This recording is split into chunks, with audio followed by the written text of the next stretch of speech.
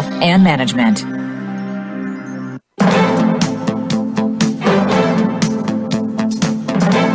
Welcome to Straight Talk with Sandra Reich. Are you trying to master the game of life without success? There are secrets and strategies to living your best life. We'll share some of them with you on today's show. Take advantage of this series to become an expert at relationships. All relationships. It's time to live the life that you deserve to live. Now, here's your host, Sandra Reich. Welcome to Straight Talk with Sandra Reich, a show about living your very best life. Every week, we try to talk about something or an issue that could prevent you or help you to live your very best life. And we always invite you to join the conversation. You can call us at 1-866-472-5792. You can email us at info@helpforanxietydepression.com, or feel free to text at 1-514-796-4357. Today, one of the most important topics about living your best life is how to really live your dreams, but the serious, hardcore version, meaning the fact that you have a dream. And often, if not almost always, you will face obstacles. Obstacles seem to be part of the package. And yet, as we grow up, we're not taught that. As a matter of fact, we watch the Olympics and we watch our favorite superstars and movie stars, and we see people at the finish line. And we have this illusion that we just will have a dream and we'll just do step 1, step 2, step 3, step 4, and we'll get what we want. And it's really, really a disservice that we buy into the image of people as opposed to hearing their backstories. How did they get to the finish line? And what was some of the hard hits that they faced along the way? So I thought about this topic. I thought a lot about my own life, which had a lot of obstacles. And I'm very famous for saying that I turned a lot of my lemons into lemonade. It really made a big difference for me. I went into the field of helping people with a lot of problems because I had faced a lot of problems. So as I overcame them, I was able to help others. But there were a lot of obstacles along the way. And I think that we need to really tell people the truth. And I met Stephanie Erickson about a year ago. I met her and she told me her story and I loved her story. Let me tell you a little bit about her first of all. She is a social worker, a family caregiving expert and host. She's a regular contributor to breakfast television here in Canada, as well as additional television and radio programs throughout the U.S. and Canada. She runs a clinical practice, the Erickson Resource Group, and she co-owns a video production company called This Matters to Me Media that focuses on business storytelling. Now, here's a really interesting part. Stephanie hosts and produces her own web series on YouTube and spends her free time on the flying trapeze. Now, let me put this all together before we welcome her. Is when I met Stephanie, she told me that she had suffered terrible anxiety. And almost in the same sentence, she was telling me about going on the flying trapeze. And I was like, whoa, what are we talking about here? So let's find out what's going on and how Stephanie took a situation in her life, anxiety that was very difficult, and turned her lemons into lemonade. First of all, welcome to the show, Stephanie. Thanks, Sandra, so much for having me. I'm so happy to have you here because I don't know if you were on the phone yet when we were talking about the fact that we often see people at the finish line and we don't see the journey. And I think it's a disservice for people to not realize that there are obstacles. And sometimes you have to find twists and turns, and the dream you first had is not always the dream you end up with. Do you agree? I completely agree. And as you were saying that, Sandra, I couldn't help but think of Demi Lovato. Okay, now I know she also has mental health issues, but here's an example where you see someone who seemingly is successful, has money, has friends, apparently family, and then yet she falls into drug abuse, she overdoses, she's in the hospital. So even when you're at the so-called finish line, there are still struggles and challenges. And I think it's important for all of us to be open about that and reveal that and be vulnerable, because that is what life is. And to think it's otherwise, I think it would be really harmful. Well, I think that's a really great point, is you bring up the fact that not only is it the journey to the finish line, but even the finish line is part of the journey. I love that example. And that's so true. I remember as a young girl telling my father my dreams. And I was like, okay, I'm going to do this at this age, and I'm going to get married at this age. I'm going to travel across Europe at that age. And he smiled and he said to me, it's really great that you have this plan, but you're not considering that it doesn't work out always according to plan. Has that been true for you in some of the dreams that you've had? I think so. And I think for me, the real difference now in terms of my functioning is that I have a level of internal happiness that I've been able to find in everyday moments. And so that makes the going after the bigger dreams in terms of career and stuff, it's not that it's not as important, but in a lot of ways, I don't put as much weight on those kinds of things because I'm able to find so much happiness just within my regular everyday running to the grocery store, doing homework with the kids life. And I think that's what has really helped me more than anything. Well, that also is a very important piece of the pie, because the moment you did that, you weren't hooked into your external reality. You were okay no matter what. And everything becomes easier when you do something like that. So that's a paradigm shift, because most people get very hooked into their external reality or their external dream. From what I understand, your dream was to host. Is that right? Yeah, I want to be, and it still is, I want to be a full-time host. I'm already in the media world as a guest, and I really enjoy that. And I do my own original content in which I host and interview people. But to be very honest with you, I want my own TV show, and I want to be the host of that show. I don't mind other panelists and other people being a part of it, but I really do want my own show where I'm able to drive the topics and the guests and such. And that is what I'm continuing to work towards. I think that this show is evolving itself into almost some strategies there, because you mentioned not getting hooked into externals, and here you're also showing how extremely clear you are on what you want. Even as I asked you the question, very clear mandate on what you want. And I remember when I met you, I don't know if you remember when we met about a year ago, and you were telling me that you wanted to be on Dancing with the Stars, and I'm a huge fan of Dancing with the Stars, and I've seen you've made videos about this. They're just fabulous. Like, you're very clear on what you want. Yeah, and I mean, the Dancing with the Stars, I really do want to be on that show. I'm not saying that I don't, but getting on that show will be a reflection of where I am in terms of my, I guess, credibility as a host, my recognition as a host, because you don't get on that show as a celebrity unless you are like a celebrity dancer, unless you are it's like an F-level celebrity, G-level celebrity. It's not A, B, or C. Right. But but then that would show that I've made it to where I want to be. If I end up on that show, then I have made it as a host. Yeah. So, I mean, I love the way you have that in your mind and you're going for it. Where it gets very interesting for me when I met you, one of the things that I was very fascinated about is that you told me that you suffered from debilitating anxiety. So that had to have been a little bit of a wrinkle in the plan to be a host. Well, yes, and actually, first I'm going to say that I don't use the word suffer. I use the word that I live with anxiety, and it's a very deliberate shift that I've made in my language. Good for you. And that takes me back several years to a TEDx talk that I did about that subject of shifting the words that I use to describe my experiences made a big difference in the way I was feeling.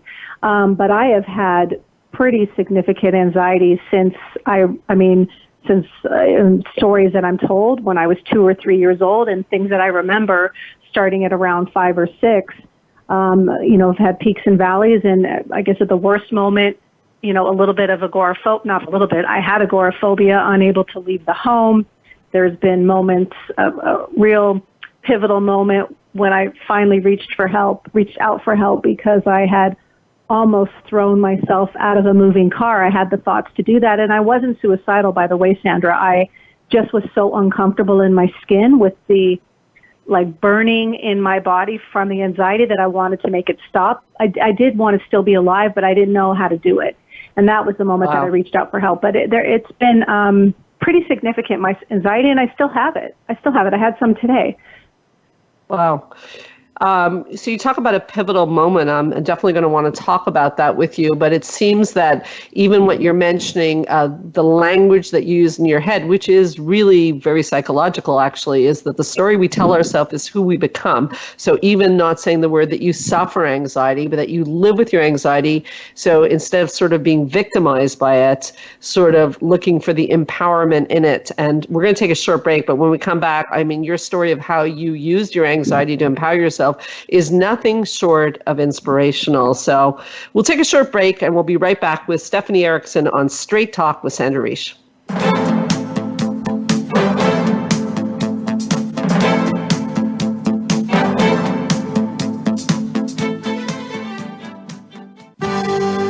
Your life, your health, your network. You're listening to Voice America Health and Wellness. Join the therapist who is affectionately known as the Couple Whisperer, Sandra Reish, on her famous couple retreats and change your life forever. Sandra offers couple retreats in beautiful locations several times a year that can radically change your love life. Couples describe her retreats as life-changing. Regain that loving feeling, bring your intimacy to a new level, and rediscover excitement and joy. Find out more at helpforanxietydepression.com or call 514-796-4357. We all want love and safety. Now you can have it.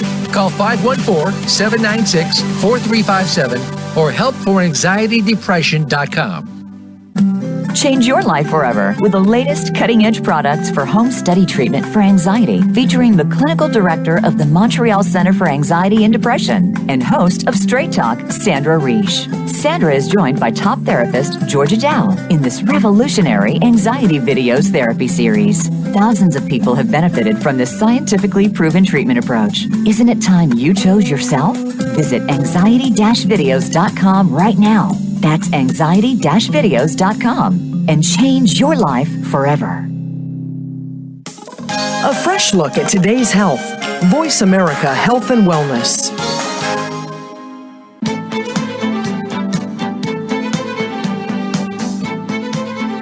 You are listening to Straight Talk with Sandra Reish. To connect with the program today, please call 1-866-472-5792. Again, that's 1-866-472-5792. You may also send an email to info@helpforanxietydepression.com. Now, back to Straight Talk. Here's Sandra Reish.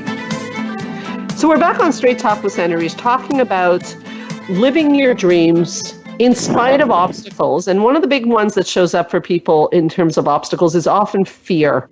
Fear of, being humiliated, uncomfortable, difficult situations. And I'm talking to Stephanie Erickson, and we were just talking about a pivotal moment in her life where the anxiety got so bad that although she didn't feel suicidal, she was so uncomfortable in her body that the idea of just getting out of that horrible anxiety was overwhelming. So I'm curious, the pivotal moment when you reached out for help, Stephanie, what was that all about?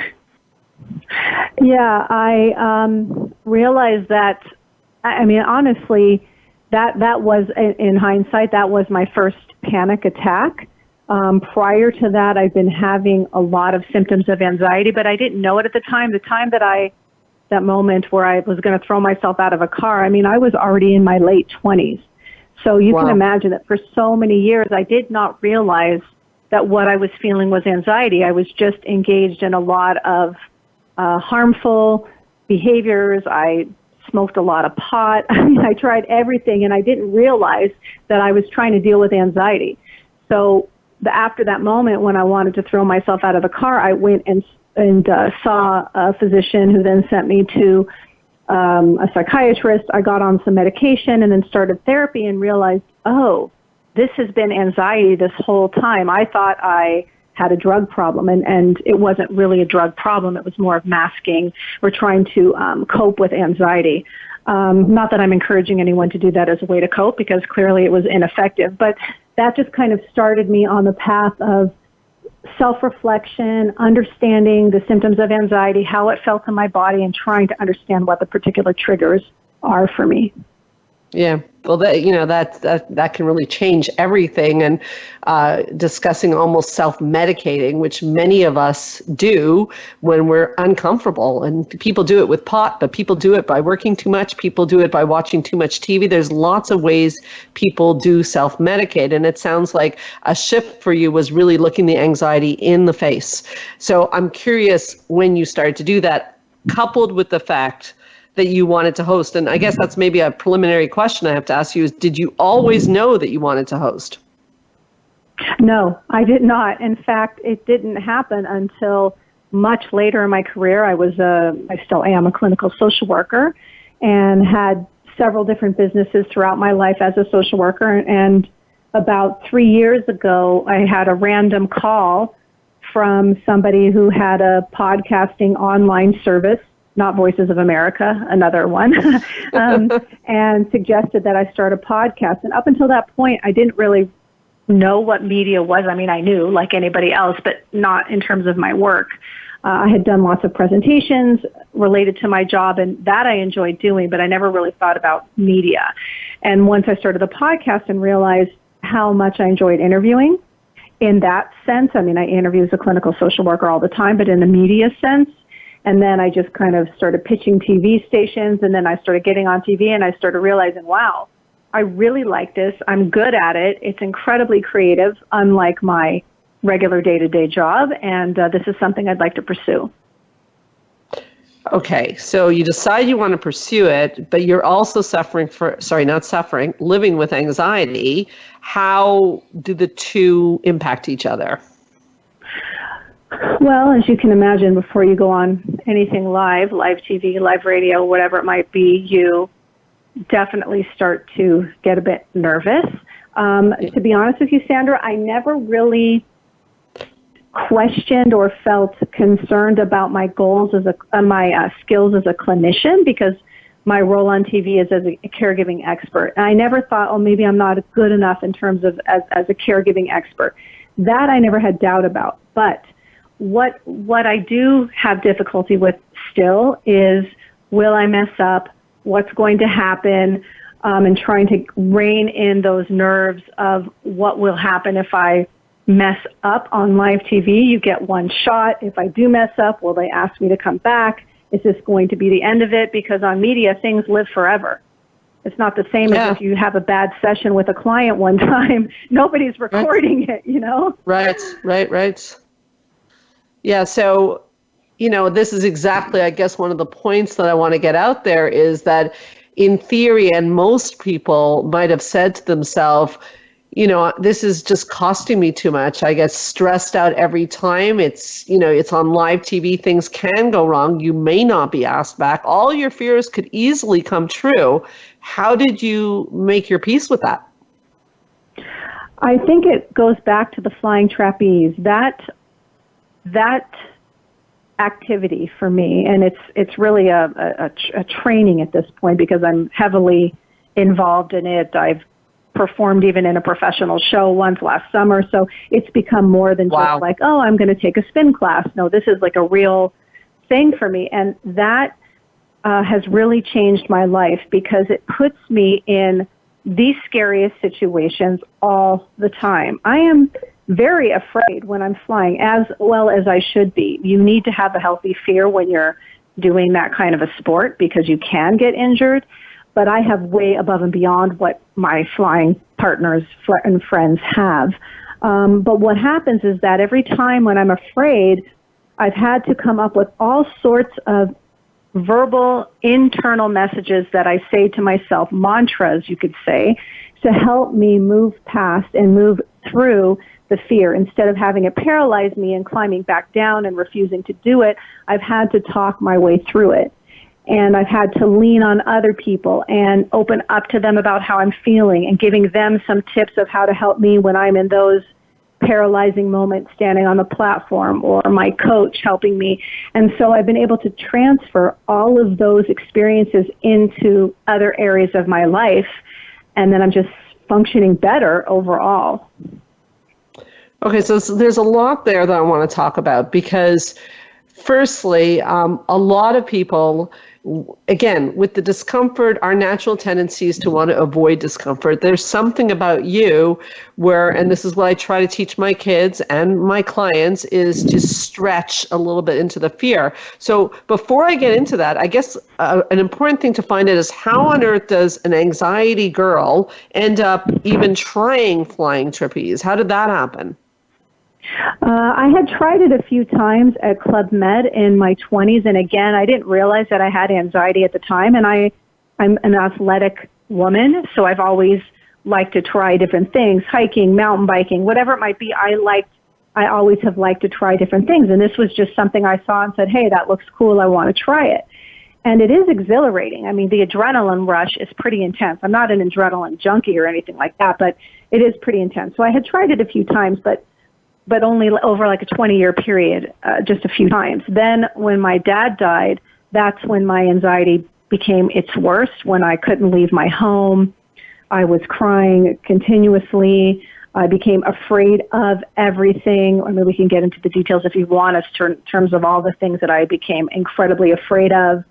And one night I was drinking a bit with my friend, and we kind of jokingly said, let's go do this, made this, booked it, ended up there.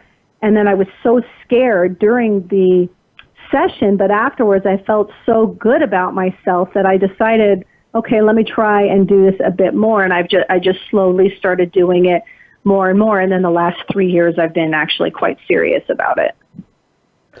So as you do the flying trapeze, and like you said, it's normal for anyone to have an anticipatory response to doing that and being nervous about, putting yourself out there. You say yours is stronger than the average person. You go do it over and over again. You use mantras and self-talk to help yourself through it.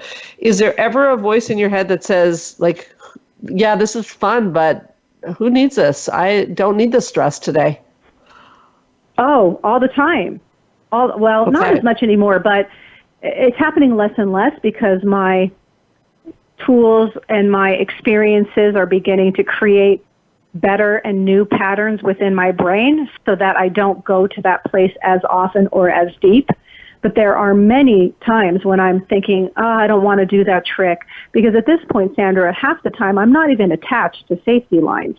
It's as if, I'm not as good as Cirque du Soleil, but, those people aren't attached to safety lines. And at this point, lots of the stuff I do, I'm not attached. So as long as I'm attached, I can do pretty much anything, and I'm not that scared. But when I'm not attached, yes, I start thinking, what am I doing? What am I doing? And depending on, I guess, what my face looks like, depending on what I'm saying, the people that I fly with know me so well that in those moments, they can help me. They can say, Steph, you got this. You can do this. And a few times, some of my flying buddies have said to me, you know what, I don't think today is the right day for you to do this, because they see that I'm sort of tipped on the other side, and you can get hurt, right? And if you don't feel confident, you can make a bigger mistake than if you're feeling confident. So, yeah, of course, I still have those moments. So the flying trapeze, in terms of your anxiety and your growth, would you say it's played a very big role? I think it saved me. It saved you. And what you mean by that, from what I understand, correct me if I'm wrong, is it kept you facing your fears over and over and over again, and proving to yourself over and over again that you can do this.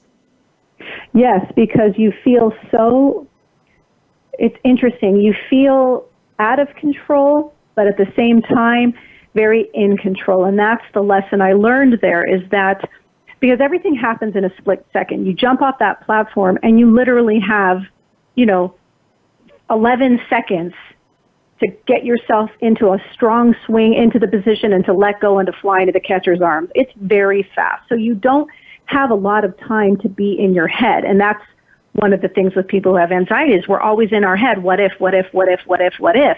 But the minute you jump off the platform, you don't have time for that. So what it's taught me is that when I'm not in my head, my body knows exactly what to do, and I can trust myself to make mid-flight decisions that will keep me safe at all times. And so then that's what I've applied to my life, is when I'm feeling like I'm out of control, I remind myself, but my body knows what to do. Get out of your head, Steph. You know what to do. You don't have to play those games in your mind.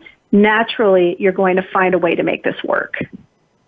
I love that. That's, again, like an incredible ability of mindfulness, really, and coming to living the moment.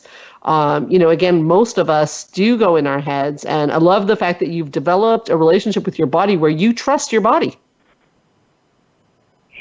Yeah, and I have to tell you, on top of all of this, as I was, sexually abused as a child, so, trusting your body it's not exactly something that comes naturally, nor trusting other people, like my teammates on the platform, or a catcher when I'm throwing myself in the air and just, hoping that he actually is there and he's going to catch me in the right way. So it's really helped me sink into my skin in a very comfortable way, and that's just permeated throughout the rest of my life. You've just mentioned, another major obstacle that you faced in your life. And I guess when we come back, what I'd like to talk about is your thoughts and your advice even on people who are trying to reach for their stars and their dreams, but are hitting walls. I'd also like to know when we come back, so you'll think about it on the break, is, you want to be a host, and, I've been following you. You're doing very well. And as I told you on the break, I'm really, really happy for you. But I'm guessing, because I know that's true for me too, that there are sometimes when you do hit walls. I want to hear about that and how you make sense of that and what you do with that. How does that sound? Awesome. I'm here. All right. So let's take a short break, and we'll be right back with Straight Talk with Sandra Reish.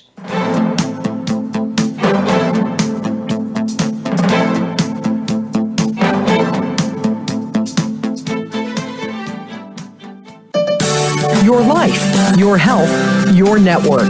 You're listening to Voice America Health and Wellness. Change your life forever with the latest cutting-edge products for home study treatment for anxiety, featuring the clinical director of the Montreal Center for Anxiety and Depression and host of Straight Talk, Sandra Reish. Sandra is joined by top therapist Georgia Dow in this revolutionary anxiety videos therapy series. Thousands of people have benefited from this scientifically proven treatment approach. Isn't it time you chose yourself? Visit anxiety-videos.com right now. That's anxiety-videos.com and change your life forever. Join the therapist who is affectionately known as the Couple Whisperer, Sandra Reish, on her famous couple retreats and change your life forever. Sandra offers couple retreats in beautiful locations several times a year that can radically change your love life. Couples describe her retreats as life-changing. Regain that loving feeling, bring your intimacy to a new level, and rediscover excitement and joy. Find out more at helpforanxietydepression.com or call 514-796-4357. We all want love and safety. Now you can have it. Call 514-796-4357 or helpforanxietydepression.com. Your life, your health, your network. This is Voice America Health and Wellness.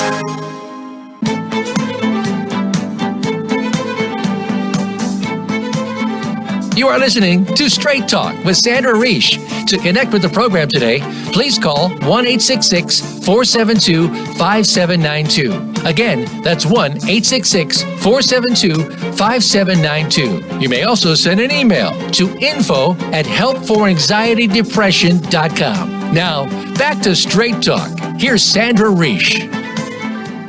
I was just talking to Stephanie on the break, and I'll tell you, I'll have to have her back on again because there is so much to talk about. And we were just chatting about the fact that, there are so many obstacles that people face, and yet there are people who make the obstacle their life story, and there's people like you, Stephanie, who don't. And I know in my work, I work a lot with overcoming victim mentality. And what I often say is, in order not to be a victim, you have to be a victim. And what I mean by that is you have to have grieved the victimization of your childhood or whatever years in your life it was to be able to move forward and not keep replaying it over and over again. Clearly, that's what you've done. So, I'm giving sort of like the psychological thought on it. I'm curious, what would be your advice to people to not get caught in the victim mentality? You easily could have. Now that my story is more out there, and I've been very open about the abuse history and the anxiety now, people will say to me, "Oh, you're an inspiration." First of all, that doesn't that seems very weird to me to be an inspiration, but because of those stories, people say, you're inspiring me, I wish I could, and then they tell me their story. I mean, I don't know how to say this, and I don't want to sound insensitive, but I say to people, then do something different. And that's what I did. I went the counterintuitive route, and that's what changed my life. And I think too often people fall into the traditional ways of coping. I'm not minimizing therapy. I think it works really well. I'm not minimizing other sorts of treatments, holistic, pharmaceutical, whatever people need. I would never say that people shouldn't go that route, but we can always supplement with other things. So if you're scared of public speaking, then you should be public speaking. Like, I just feel like we should do the opposite of what we think feels natural, and that will show us how capable we are. Like flying trapeze. Yeah, I mean, I have anxiety, so I'm going to go fly through the air. I mean, it makes no sense. But that's exactly what healed me. Right. So stretching yourself and, not using your fear response as an indication that you shouldn't be doing something. So, given this, I want to come back to this idea that you're being a host, which you're doing, and you tell me that's, when you're about to do something live TV, it's very nerve-wracking. Things can go wrong. You do a live internal dialogue. Have you hit the wall sometimes? I asked you before the break, I said, we'll talk about this. Have you been on live TV and it didn't go well? Or you weren't asked back and you knew it was because you didn't handle it well? And how did you deal with that? Knock on wood, that hasn't happened yet. I certainly have felt that some of my performances, because that's what they really are on-air performances. I have felt that there are times when I'm more on than other times. Of course. But I think from an outsider, he or she may not see all of those details that I do. And so that's one thing that I tell myself is, to the average eye, it probably looked amazing. Yes, to maybe a broadcasting coach or like the executive producer of, Rogers Media, they might see some different things, but to the regular consumer, it still is good. And when I'm in the moment, sometimes on live TV, I'll catch myself sort of getting in my head, or I'm like, oh, my heart is beating really fast. Oh, wait, my feet aren't planted properly. Oh, wait, what am I going to say? And I can hear myself in my head. And at the same time, I'm telling myself, there's no evidence that this is not going well. All evidence has shown the contrary. Every time you're on, you do really well. And then I'm telling myself those other messages. It's almost like there's three voices going on, the one actually coming out of my mouth and then the two in my head. No, I like it. I often say to my clients, I'm constantly talking to myself. I know it sounds weird, but it's actually extremely important. I will shift that question a little bit to, what would you do if you were doing a live show or, anything that's really important in your career and it didn't go well? Like, how do you think you could cope with that? Well, it certainly sounds like you could. I mean, I would hope that I could. I would hope that I have enough evolution in my sense of self that I would be able to cope with that, and that I have enough confidence where I could address it directly with whoever it is I'm with. So it's typically Derek that's interviewing me on TV. It'd be really hard to mess up with him, because even if he saw me losing it, he's so skilled, he'd find a way to pull me back in. But I did last time I was on, when I felt like I didn't do so great. I asked him about it, and he's like, really? I didn't even notice it at all. So, I am asking my colleagues that I'm with for feedback, and I am very honest with people if I feel that I'm not doing a good job, or I'm open to constructive criticism and feedback. And I think that's really the key. We're all human. We're all developing.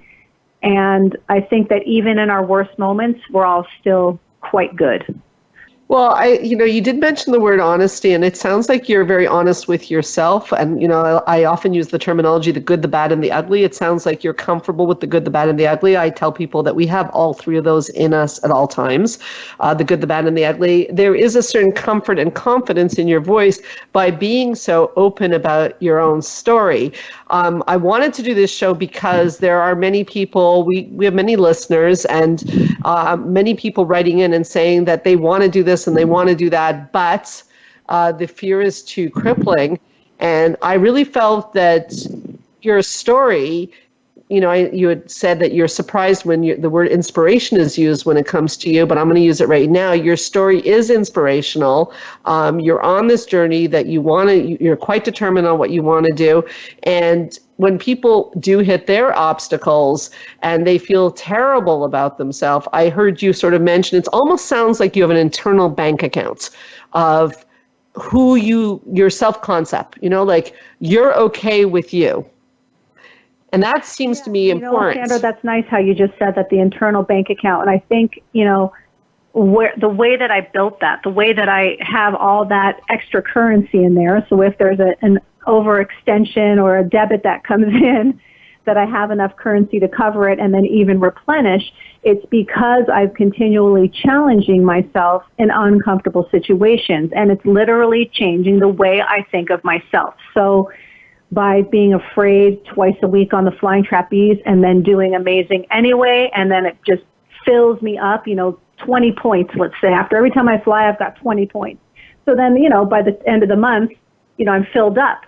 I've got 100 or 160 points built up from just flying. So if I have one bad TV appearance and 20 points are knocked off, well, I'm still good. I'm still way in the surplus. So I think that would be the message that I would share, is put yourself in uncomfortable situations as much as you can, even for a very limited moment, even if it's for 30 seconds, and start to build up that currency. So then when you have a bad moment, you've got enough in reserve. It's funny you say that. I divert a little bit, but I'm sure you'll see the relevance. We went as a family to Clip and Climb, which is like a rock climbing kind of place, a couple weekends ago. And you probably wondering, why am I telling you this story? But it's quite relevant. My kids, young kids, they started to climb, and they almost immediately hit fear, and they were like, "No, I want to come down." And I was that mother, and, people were looking at me because I was like, okay, guys, try a little bit more, to 2 more notches. And you could tell people were looking at me like, what kind of insensitive mother are you pushing your kids? Anyways, long story short, they pushed themselves, and they were so proud of themselves, and they ultimately got to the top. So I was talking to my husband about it, because even he was looking at me a little strangely. And I was saying that it's so important, what you said, to go out of the comfort zone. Even as parents, we want to rescue our kids from ever feeling uncomfortable. Do you agree that that's not, psychology certainly supports that it is not good for kids to be rescued from anything that's uncomfortable. What does Stephanie Erickson say about that? I agree 100%, and I've been to Clip and Climb with my kids, so I know what you're talking about. But, my son also has anxiety, and he's really been instrumental in being my teacher, because I've had to explain anxiety and body reactions and pushing yourself in very simple terms, because his anxiety started when he was 3. Now he's 10, and obviously he can express himself a lot differently, but I had to find many ways to explain it. And in turn, it helped me, and it helped me model for him what he should be doing. And now he inspires me, because he pushes himself beyond his own capabilities or what he thinks he's capable of all the time. And he inspires me, and I think that I do the same for my kids. And I think it's super important that when our kids are having a bad day or whatever it might be, that we let them sit in their junk and figure things out on their own. Otherwise, how are they going to cope with the rest of their life? And yes, we can respect their limits. There are certainly times when my son will say, "Stop pushing me. This is the most I can do." And then I could say, "Absolutely. I just wanted to make sure you were giving it your all." And then I can support that. But don't start by saying I'm not capable. Yeah, that's exactly it. And, encouraging people in general to stretch. And also, like you very well said, understanding when it's a bad day and you cannot stretch. But maybe not automatically letting our children or, ourselves right away go back to that warm bath water, which I call the comfort zone. Because the comfort zone is, I always call it a warm bath. Like, it's warm, it's nice, but I'm not going anywhere with the comfort zone. Yeah, exactly. Well, I don't like warm baths, so that analogy already wants to get me pushing myself forward, because I don't like baths. But it's true. I mean, we're not going to ever, well, maybe we would, but I feel like the best path to evolving as human beings, as a mother, as a businesswoman, as a wife, as a friend, daughter, sister, whatever, is for me to continuously try something new and go beyond what I think my abilities are. And what I'm learning over time is that I can do, and I am more capable than I ever thought I was 5 years ago. I mean, to me, when I can step back and look at my life and look at the last 5 years and gain that time perspective, I'm like, holy cow, I cannot believe 5 years ago, I wouldn't leave my house. This is crazy. It's incredible. It's great. And definitely a testimony to feel the fear and do it anyways. And I think that's the clip and climb example as well, is they felt the fear, they did it anyways, they felt great. Stephanie Erickson felt the fear and she does it anyways. Would you agree? That's almost should be your tagline.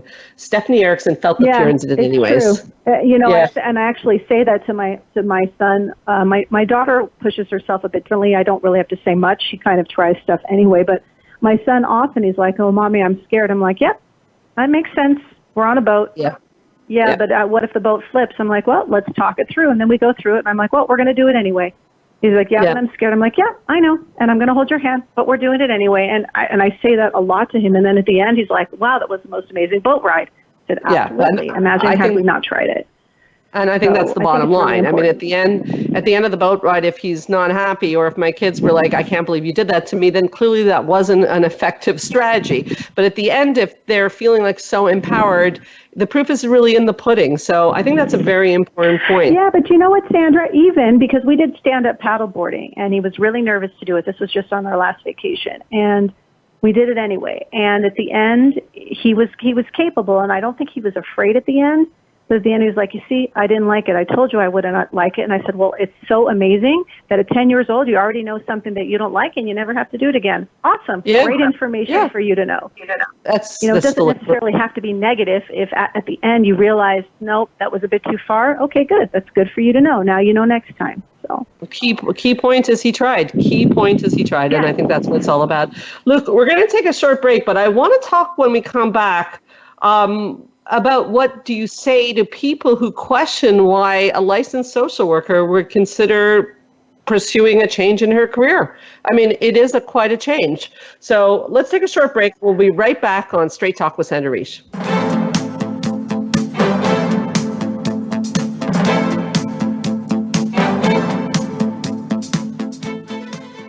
Opinions, options, answers. You're listening to Voice America Health and Wellness.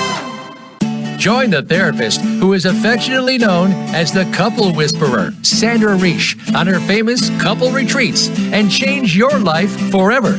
Sandra offers couple retreats in beautiful locations several times a year that can radically change your love life. Couples describe her retreats as life-changing. Regain that loving feeling, bring your intimacy to a new level, and rediscover excitement and joy.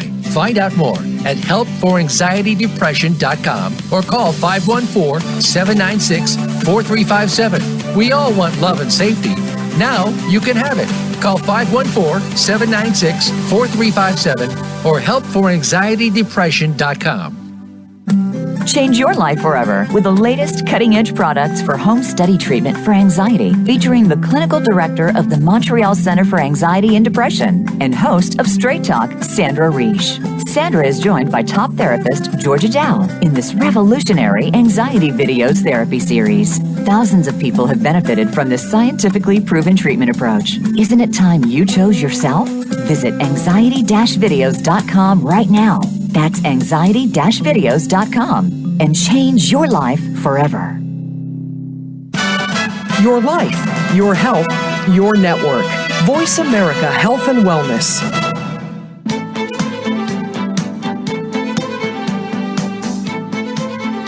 You are listening to Straight Talk with Sandra Reish. To connect with the program today, please call 1-866-472-5792. Again, that's 1-866-472-5792. You may also send an email to info@helpforanxietydepression.com. Now, back to Straight Talk. Here's Sandra Reish. The time is just racing by with Stephanie Erickson. She's a really fascinating woman, and and crisp and clear and just great advice. And it's such a passionate topic for me.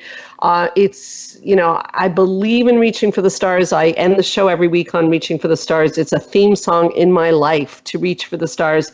And I think that this conversation has gone off on a few interesting tangents. Anxiety, how it impacts self-talk. The clip and climb story, we were just talking on the break. I want to make sure that it's clear that it's very important when you're pushing your kids or yourself that you are validating what they're feeling. So it's not like, oh, you baby, go a little further.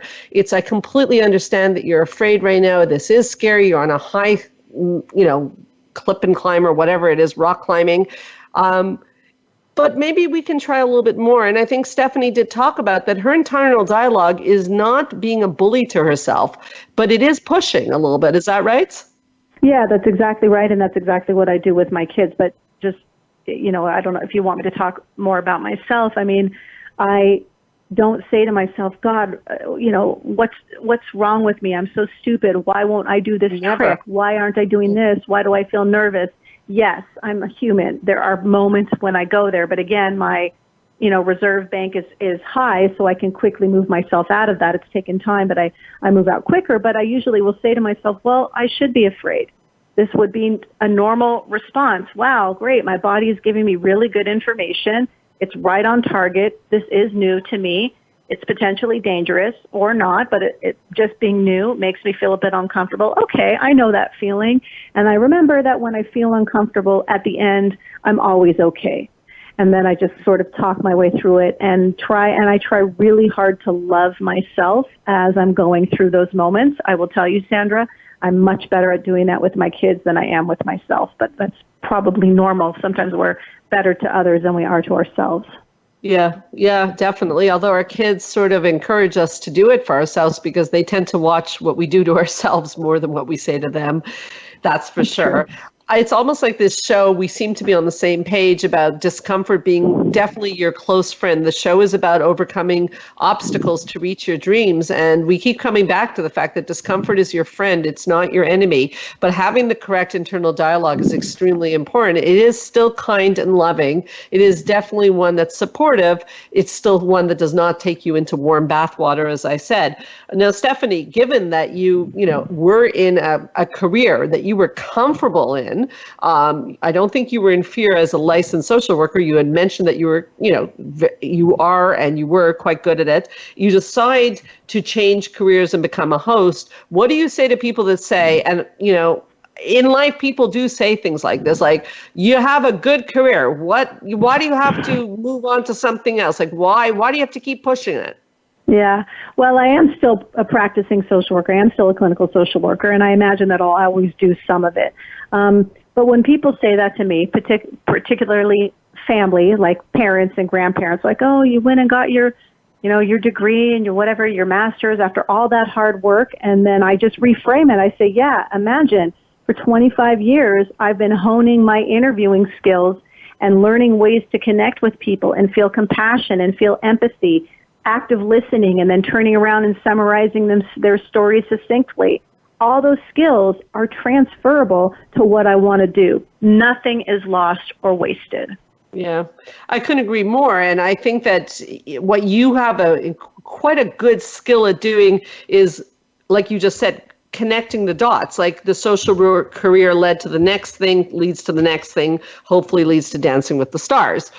In my life, I talk often on the radio. I was a bartender. I took a part-time job as a bartender, ended up being a bartender for 22 years. Never thought that was going to happen. This is almost my whole adult life. Who would have thought that definitely set the stage for going into the field of psychology? I mean, people would come in and tell me their problems over drinks.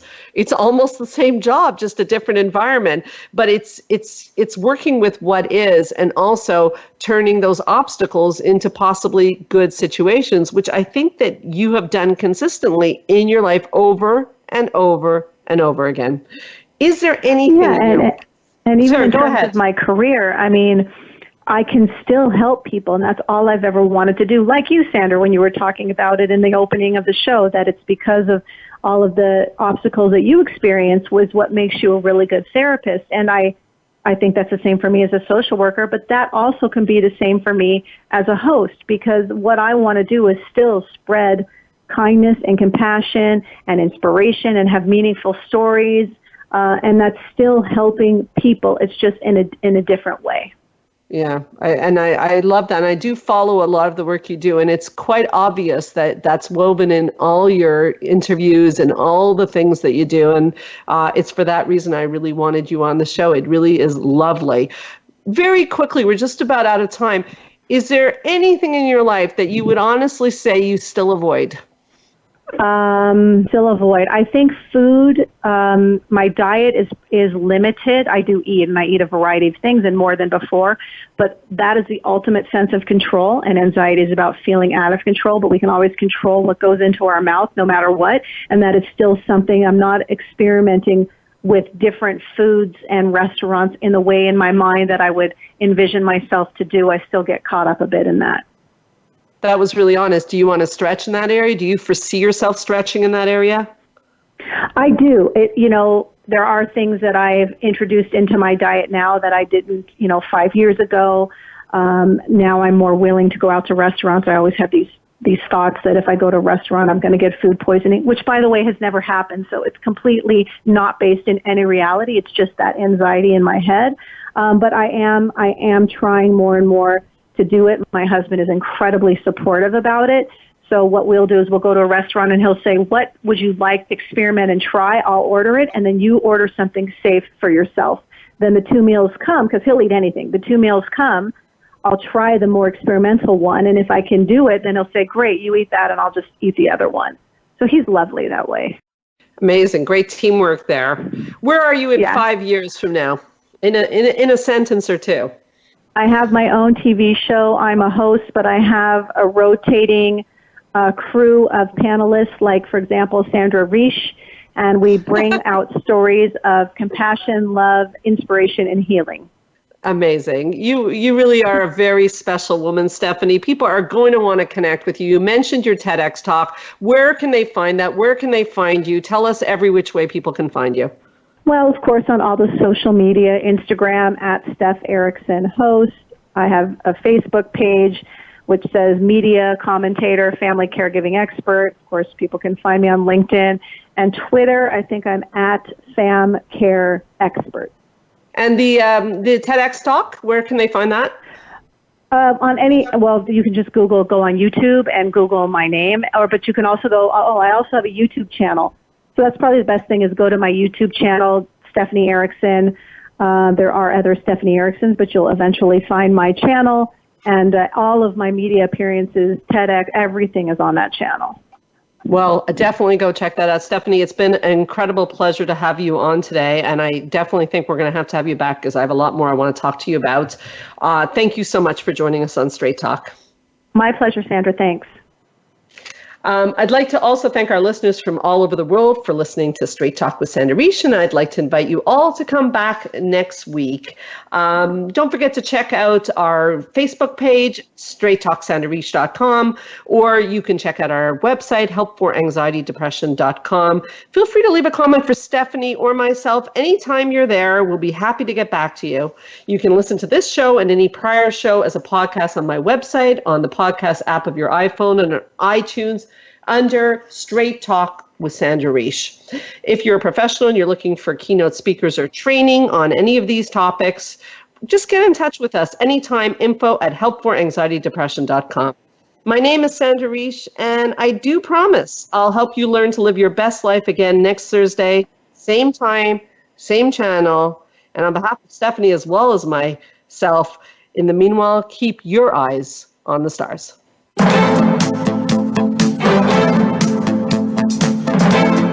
Thank you for listening to Straight Talk with Sandra Riche. We hope you've enjoyed today's show, and we'll tune in again next Thursday at 3 p.m. Pacific Time, 6 p.m. Eastern Time on the Voice America Health and Wellness Channel. Now, go live your best life.